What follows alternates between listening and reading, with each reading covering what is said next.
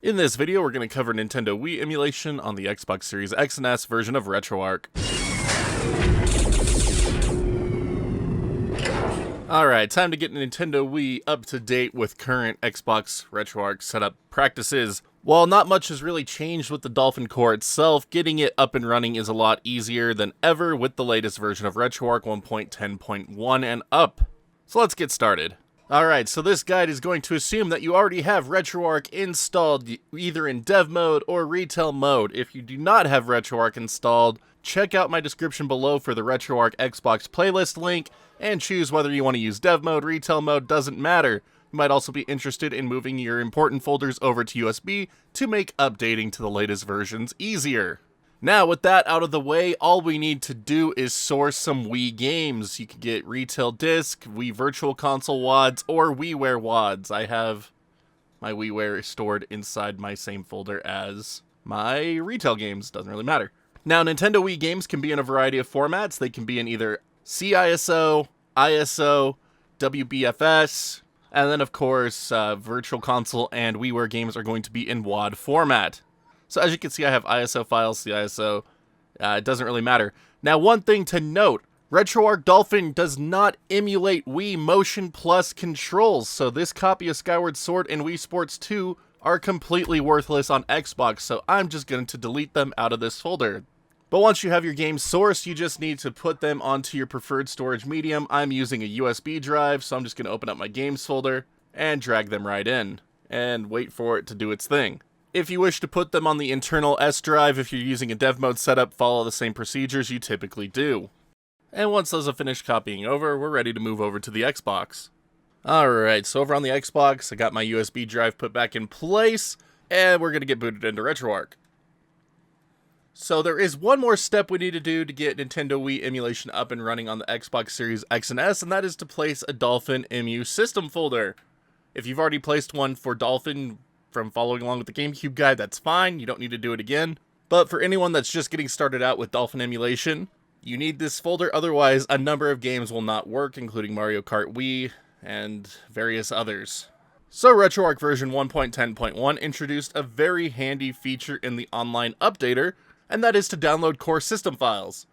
So heading into the online updater, core system files downloader, we can download the Dolphin system folder directly into our Retroarch system folder now. So just press A on dolphin.zip and you're good to go.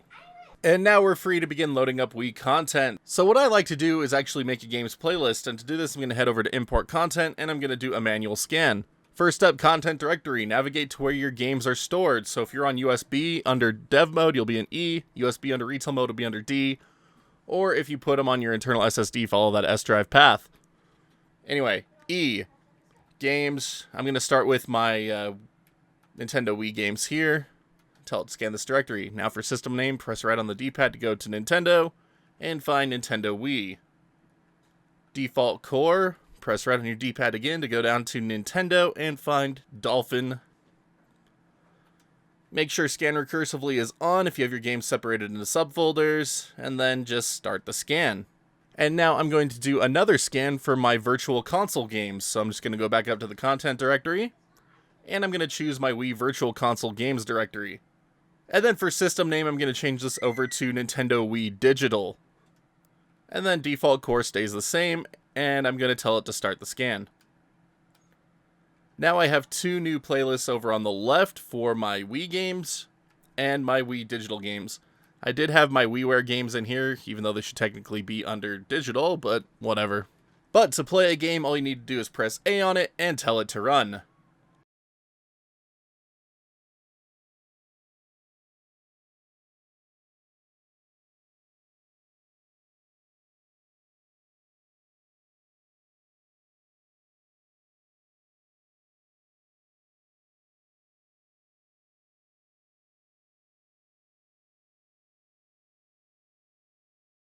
And there we go, that downloaded Dolphin system folder was detected perfectly right off the bat, so Mario Kart Wii loaded right up without any save errors. But let's go ahead and talk about controls when playing Nintendo Wii games, because there is a lot to really figure out. So if we go into our Retroarch quick menu, If we head down to controls, port 1 controls, device type. So there are a number of different controller types for the Wii. So there's the Wiimote, Wiimote Sideways, Wiimote plus Nunchuck, Wiimote plus Classic Controller, plus Classic Controller Pro, and the GameCube controller. So you can select a different controller type to suit the game you are playing. Unfortunately, some games will require a content restart if you change the controller type. But now as I dive into Mario Kart Wii, I have full control over everything because my controller has changed over to a GameCube controller in those settings. And now for a game that requires a sideways Wiimote. Head back into the quick menu, controls, port 1 controls, and change it to a Wiimote sideways. And then you can always see what the buttons are mapped to by scrolling down and seeing what they're assigned to in the controls tab here. And if you desire, you can change them. But now I can play New Super Mario Bros. And other sideways Wiimote games perfectly fine. And then for games that require a Wiimote plus Nunchuck, same deal. Go into your quick menu, controls, port 1 controls, change the device type to a Wiimote plus Nunchuck. And this is the one that's really going to require you to remap a lot of things depending on the game. So again, just head into the controller tab, head down in port 1 controls, change them to what fits best for the specific game you're playing. But there we go, we can now play games like Metroid Prime Trilogy on the Xbox Series X with an emulated Wiimote and Nunchuck. Now I want to show a quick demonstration for Wii Classic Controller and Classic Controller Pro real quick. So heading back into the quick menu, controls, port 1 controls, device type, change this over to Classic Controller Pro, and there we go. Our Classic Controller Pro is ready to go. We even have right analog stick support right out of the gate. We don't need to change any additional settings anymore. So right off the bat, I'm just able to do C-stick smash attacks, and everything is working as intended. And even same thing with the regular Classic controllers. C-stick and everything is all working as intended. Right analog stick. I keep calling it the C-stick because of the GameCube controller. Gotta love it. Of course, in games like Super Smash Bros. Brawl, you could also change it to a GameCube controller. But for games like 007, GoldenEye, it's really good for that. To use a Classic controller or a Classic Controller Pro. Get all the buttons. And then just a quick example of some WiiWare games working here is Mega Man 9. Set the controller to a Wiimote sideways. And just able to play through it as intended. And then here is an example of a Wii Virtual Console game working as intended after setting it up with the Wiimote plus Classic controller options. Not sure why it's stretching to full screen at the moment, but that's okay. But as you can see, there are a number of control types for Wii games and a number of different options to set for each individual one. So, once you are starting to play a game and you have the controller set the way you need it to for that specific game, save it as a game remap file, so that way every time you load up that game, your controls are already going to be set for it, so that way you don't have to set it every time you start playing that specific title. Really saves you a ton of time and makes it less of a hassle. But let's go ahead and talk about some of the core options available to us within Dolphin. So heading back into the Retroarch quick menu, head down to Options. And our first option is to change our EFB scale. So this is the internal resolution that your Wii games are going to be running at. So you can crank this up as high as you want, as long as you don't experience any resolution-based lag. So set it to how high you want it, see if your games are still running okay. If they're not, just crank it to a lower value. But I'm just going to set it to 2x for now for demonstration purposes. Next up, Wiimote IR mode. So this controls your mouse pointer on the screen. So relative means you can move it anywhere on the screen and it will stay there. If you want it to be centered and stay centered, change it over to absolute. In my opinion, absolute makes it easier to play games like Metroid Prime Trilogy, but it's going to be a personal thing. And if it isn't exactly centered, you can change the positioning of the IR pointer using these three options here. Next up, we have used ports 5 through 8 for GameCube controllers in Wii mode, so if you're going to be playing with a lot of people, that's an option you can try. I'm not too familiar with Wii games that used 8 players personally, but if you know, you know. Go ahead and leave log level alone, and next up we're going to talk about CPU clock rate. So this controls the emulated Wii CPU. So if there's games that are having stutters, you can decrease the emulated CPU speed down to around 70-80%, try to get some of that stuttering to stop at the expense of frames per second. Or if you have games that have hardware-induced lag, you could try to crank it up to try to overcome that, but it will be more demanding on the Xbox's CPU and might not work right. For best results, just leave it alone, honestly, but it's fun to mess with. Next, we're going to skip over a few things and head down to language, so here's where you could set your system language if needed. Widescreen, this will determine if your games are running in widescreen or 4:3 ratios on the emulated Wii. PAL 60, if you're using PAL region games, you could set it to be at 60 Hz here instead of 50. Sensor bar position, you shouldn't really need to mess with that, but the option's there. Wiimote continuous scanning, we don't need to worry about on Xbox because we can't use real Wiimotes on Xbox. Next up, audio mixer rate. It's set to 32,000 by default, but if you want better audio quality, you can crank it up to 48,000. Next up, shader compilation mode. So, synchronous is what introduces micro stutters on shader compilation, so when the new effect happens on screen and you get that brief pause, that's because of synchronous shader compilation. Now, Uber shaders were introduced to PC version of Dolphin a number of years ago to overcome this, but in Retroarch, they still don't work quite right like they're supposed to. But it seems like they are getting better, so I usually set this to async Uber shaders, and I'm not sure if it's really helping, but at least it's not hurting it this time, so in case it ever does get fixed, that will be awesome. Next up, you can crank up the anisotropy filtering, and I really don't recommend messing around with this too much. It can break some games on Retroarch Dolphin, which is unfortunate. We're going to skip over another few settings here, because a lot of these settings are set by the INI files for the games themselves. But GPU texture decoding, you can turn this one on or off, really doesn't matter a whole lot. And then wait for shaders before starting, I like to turn this one on. Makes game startup time take a little bit longer, but should help with some of that shader stutter. Should. Next up, force texture filtering. This is kind of like anisotropy filtering in a sense, but I recommend leaving this one off. It can cause a lot of problems for certain titles at the moment. Next up, load custom textures. So if you want to use HD texture packs on your Wii games, I'm actually going to be showing the steps that I showed in the GameCube video here because the process is exactly the same. Just apply it to your Wii game. It's the same exact process, so just follow along with this. Don't worry that I'm showing a GameCube game. The process is exactly the same. Step 1, turn this option on. And then just quit out of any GameCube content that you're running as you turned it on. And then we're just going to go ahead and quit out of Retroarch. Now, I recommend that you are running an S drive install or using USB for your saves folder to do HD texture packs. They can be quite large and take up a lot of space. And if you're relying on the 30 gigs of internal space that you're given through a Q drive install, such as retail mode, you can run out of space really quick. If you load back into Durango and start up your server, you can access your Xbox's file share and go into your local folder, Retroarch folder, local state folder, saves folder, and you should see a user folder. This is your Dolphin save folder. And to load up custom textures, you're looking for the load folder, textures, and then you will put custom texture pack folders inside of it. So you can head over to the Dolphin forums, and they have an HD texture pack thread. Again, link will be in the description. And you could browse through and look for HD texture packs to add to your Retroarch install. So I downloaded one for Metroid Prime 1, and I copied it over.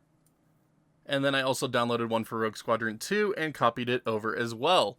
So again, if you are running from the Q drive, this can take up a lot of space, and I don't really recommend it.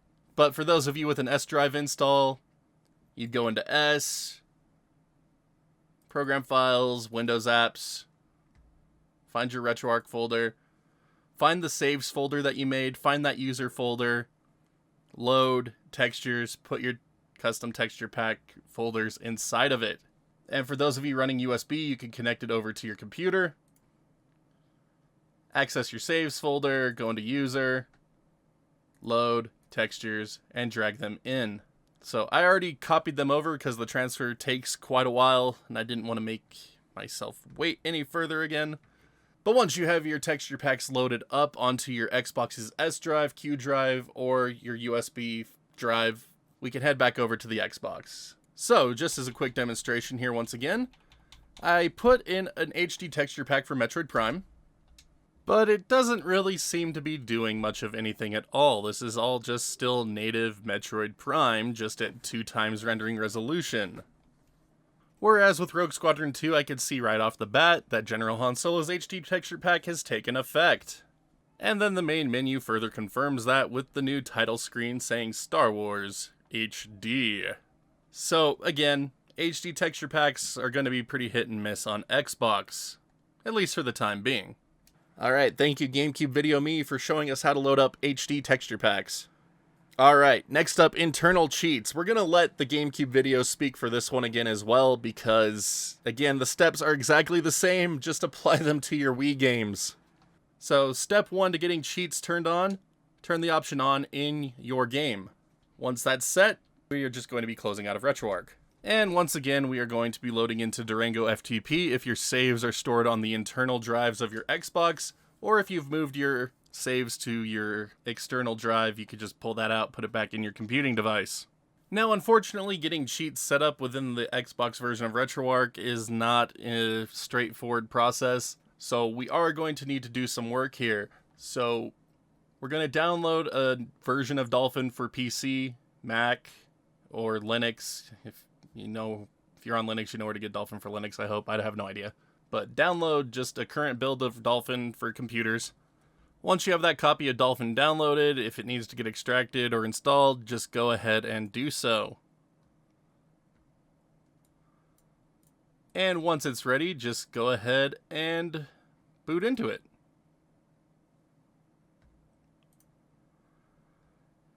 And now we just need to tell Dolphin where our GameCube games are being stored. So just double click on it, and I'm going to point it towards my USB drive where I have my GameCube games. And it will populate the list with my GameCube games here, except for my 2-disc games because they're in a subfolder. So I just need to go into Config, Interface, no, Paths, there we go. Search subfolders, there we go. So now I can see Metal Gear Solid 2, or Bolt Disc Metal Gear Solid, and Bolt Disc Resident Evil 4. But anyway, to get cheats for your GameCube games, you can right-click on a game, go to Properties, and you'll see that there's patches, AR codes, and gecko codes. These are the 3 important tabs for your cheat codes. So for Double Dash here, I'm going to tell it to have everything unlocked. Extra speed. Press Z to jump, why not? And if your game uses gecko codes, you can tell it to download codes here. It might not find anything, or it will find different things. So, I mean, there's 2 forms of codes, Action Replay and Gecko. Always good to check both on different games. Some games might not have Action Replay codes, but they'll have gecko codes. And then you could also add in your own codes by clicking the Add New Code, name it, put in the code there. So this is where you would put in things like widescreen hacks. But once you have all the codes turned on that you wanted, you could go over to Game Config, and you'll see right here there's a tab named General and a tab named Editor. So in the Editor tab, we want to navigate down here to User Config, and you'll see this button here that says Presets. Click on that. You'll see this one that says Editor. Click on Open an External Editor, and this will open up a notepad for Windows users. I don't know what it does for Mac or Linux users, unfortunately. But you'll see that we have different codes enabled here.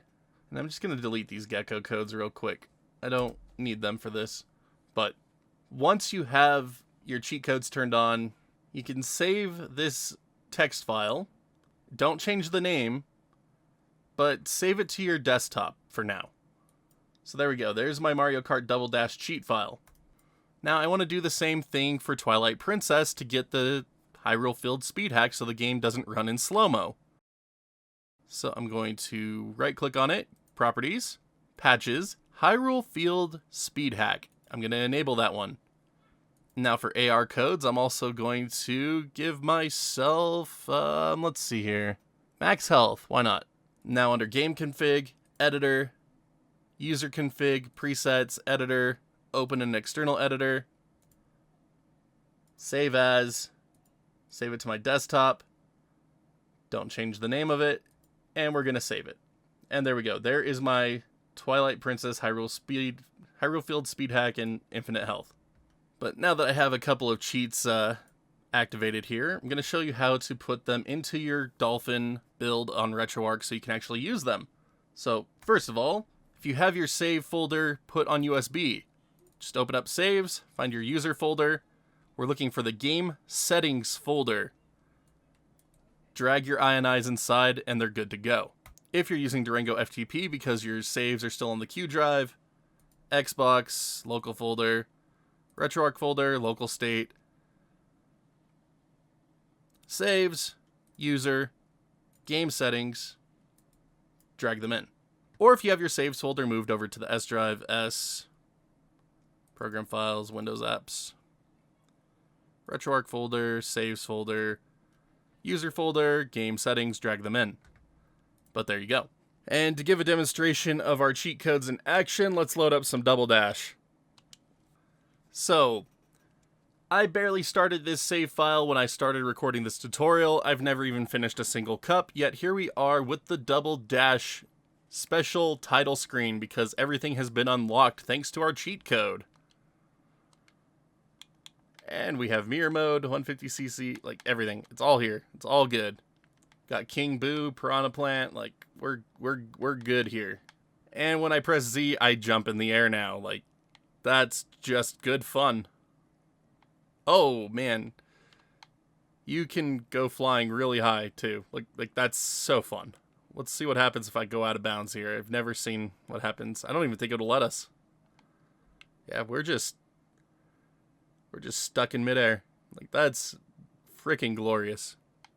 And now to ensure that the cheat codes are working for Twilight Princess, you can see up there in the upper left-hand corner, I have heart slots for all the hearts, but since I'm still in the very beginning of the game, they haven't quite activated yet. Like, partly activated. It knows they're there. But that's okay. So, unfortunately, I don't have a save for far enough along to showcase the Hyrule Field speed hack, but as you can see, that cheat code did activate, so this will help you with slowdowns in the Faron Woods here with the fog effects, as well as Hyrule Field. And make Twilight Princess perfectly, well, I don't want to say perfectly since I haven't played through it myself, but it should become a more enjoyable experience for you on Xbox Series X and S. Now, unfortunately, if you do want to change up the cheats that you have enabled, you have to go through that entire process all over again on the computer side. It's the easiest way that I personally think there is for doing cheats. Like, maybe you guys have your own way of doing them, but this is the way that I found to be easiest and most efficient. Alright, thank you again, GameCube Video Me. Alright, next up, texture cache accuracy. That should be set by your Game INI files automatically if it needs to be changed, so you shouldn't have to mess with this. And last up, we have OSD enabled. So when you first start up Dolphin Emulation, you see the yellow messages that go across the screen. If you don't want those to be there, turn this off. And that's going to do it for our Dolphin options. So if you have settings you want set for some games but not others, you can come up to Manage Core Options and save them as a Game Options file. Now, one last thing I want to cover real quick is shaders.